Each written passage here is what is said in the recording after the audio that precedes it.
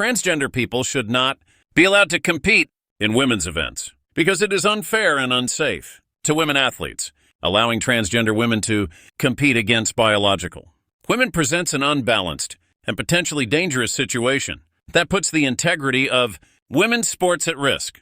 One example of this unfairness and safety concern is evident in the case of New Zealand. Weightlifter Laurel Hubbard. Hubbard, a transgender woman, competed in the women's weightlifting division at the 2018 Commonwealth Games. Despite having previously competed as a man, Hubbard was allowed to compete as a woman and ultimately won a silver medal. This victory sparked widespread controversy and raised concerns about the fairness of allowing transgender women to compete against biological women in sports.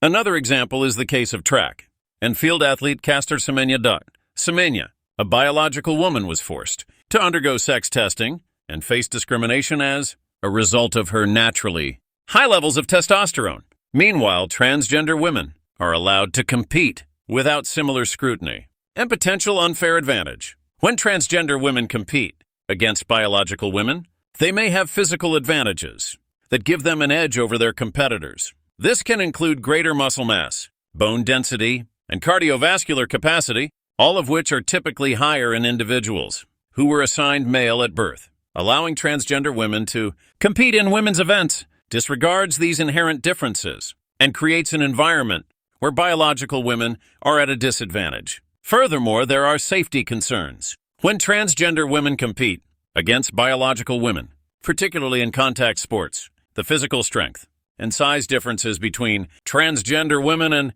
biological women can pose a risk of injury to the latter. This jeopardizes the safety of women athletes and undermines the purpose of competitive sports, which is to provide a fair and safe environment for all participants. In conclusion, transgender people should not be allowed to compete in women's events because it is unfair and unsafe to women athletes. The examples of Laurel Hubbard and Caster Semenya highlight the inherent challenges and controversies that arise when transgender women are permitted to compete against biological women. It is crucial to prioritize fairness and safety in women's sports by upholding distinct categories based on biological sex.